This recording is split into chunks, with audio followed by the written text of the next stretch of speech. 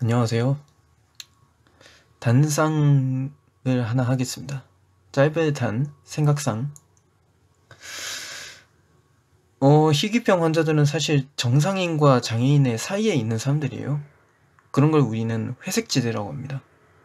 회색지대에 있는 사람들은 어디로부터 또 이렇게 뭔가 융화될 수가 없는 존재예요. 정상인은 아닌데, 정상인은 아니니까 취업에는 지장이 있고, 장애인은 아니니까 생계에도 지장이 있습니다.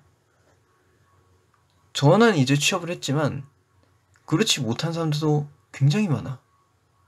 사실 개인적으로 생각이 들었던 거는 뭐 취업에 대해서 뭐 베네핏을 줄 필요는 없어요. 솔직히 말해서. 응?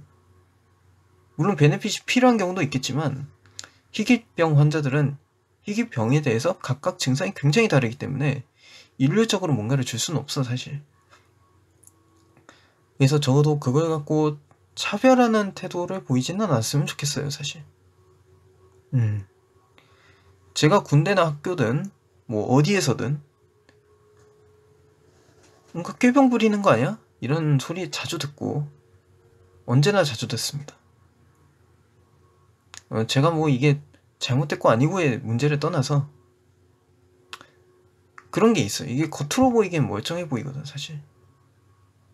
근데 내 뇌를 깔 수는 없잖아요. 내 뇌를 까면 내가 죽는데. 약간 그런 게 있습니다. 세상에는요 겉으로 보이지 않는 것들이 굉장히 많습니다. 그리고 인간이 알지 못하는 범위도 너무 많아요. 인간이 모든 걸 안다고 어떻게 자신하죠? 인간은 굉장히 아직도 무지한 존재야. 아직도 아무것도 몰라. 자기 몸에 대해서도 모르는 게 뭘 잘한다고 그래. 응? 자기 몸에 대해서도 잘 모르는데.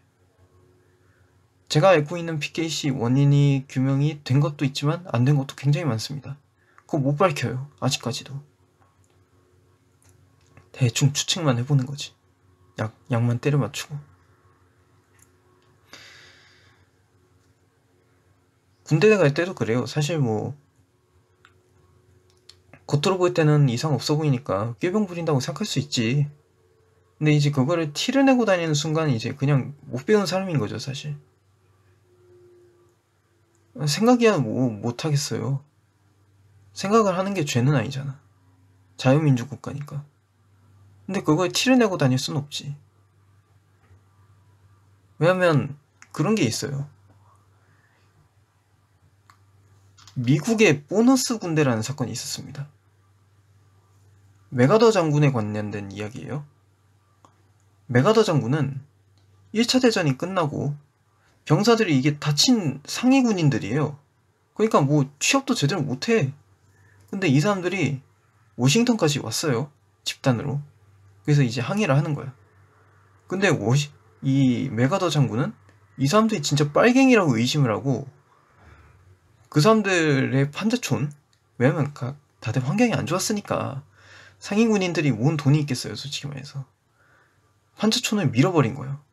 그 와중에 임산부의 아이들이 몇 명 이제 유산하는 사건이 있었습니다. 그러니까 정부는, 그 당시 미국 정부는 이 사람들이 진짜 빨갱이라고 생각을 한 거야. 물론 당연히 대통령은 이 사실을 알고서 깜짝 놀랐죠. 아무리 그래도 그렇지 탱크로 사람을 막 집을 짓밟고 다니고 뭐 그런 지시까지 하진 않았으니까. 근데 결국에는 그 정부의 군인들이 한 거잖아요.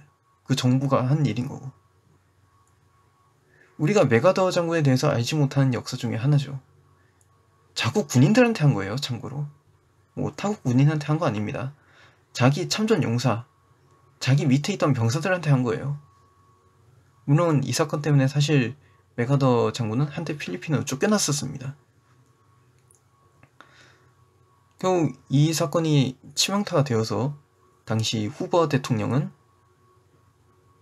공화당의 집권을 뺏기는 사태까지 이제 일으키게 됐어요. 루즈벨트 대통령이 그래서 당선이 됐던 거예요. 후보 대통령이 쫓겨났기 때문에 사실상. 근데 개인적으로 이런 사건을 보면서 느껴지는 게 뭔가 높으신 분이나 뭔가 영향력 있고 힘 있는 자, 국가가 뭔가 누군가를 진짜 꾀병이라고 생각하고 혹은 진짜 빨갱이라고 생각하고 공격을 하고 제재를 한 거예요. 근데 나중에 알고 보니까 진짜 다 불쌍한 상위 용사들이었던 거야. 이거 누가 보상해줘요? 이 피해 누가 보상해줘? 국가폭력인데 아무도 배상 안 해주지. 물론 미국은, 지금의 미국은 옛날 미국 같진 않아서 그렇게 하진 않습니다.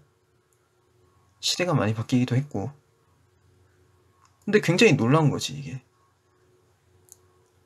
어떤 국가나 공무원, 정부 조직들이 실제로 그런 마인드를 갖고 접근을 하는 순간 엄청난 사건이 벌어진다는 거예요. 그런 식으로.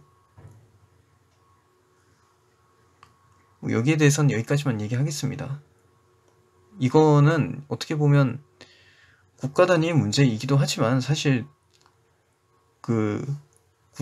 공직자들 개개인의 소양과도 굉장히 밀접한 관련이 있는 부분이기 때문에 그 부분에서도 굉장히 많이 바뀌어야 되는 부분이 있겠죠. 이거는 희귀병 환자들은요, 장애인과 정상인 사이에 있기 때문에 어디에서도 소외되고, 문제는 소외되는 거는 상관없어. 근데 이런 게 있어. 정상인은 아니니까 취업은 안 돼. 근데 장애인이 아니라서 생계에 도움도 못 받아. 어떡하라는 거야? 어떡하라는 거예요? 죽어? 나가 죽을까요? 거기에 대한 대책은 없잖아. 그러면 차별을 하지 말아야 될 거 아니야. 우리가 이런 게 있어요. 군대도 약간 이런 게 있어. 물론 군대는 특수한 집단이니까 이 부분에 관해서는 사실 군대에게 면피가 될 수 있지. 할 수 없는 일을 시켜. 그리고 네가 할 수 없는 일을 했으니까 네가 제재를 받아야 마땅해. 폭력이라고 하죠, 이런 거를. 국가폭력이라고 하지. 국가는 깡패가 아니잖아요. 제가 다리가 안 움직이는 사람이에요. 진급평가를 봐. 당연히 못 채우죠. 어떻게 채워? 아무리 최선을 다해도 이게 한계가 있는데.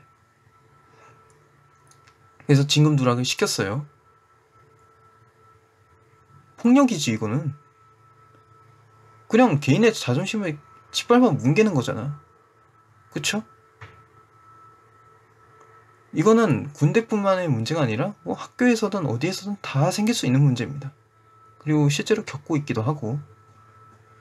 저는 있잖아요, 사실 내가 어떤 해결할 수 없는 문제들 있잖아. 그런 거를 가지고 터치를 하는 의도가 사실 뭔지 잘 모르겠어요. 물론 이제 시대가 바뀌면서 그런 생각도 바뀔지도 모르겠지만 아직은 우리나라는 좀 먼 것 같아.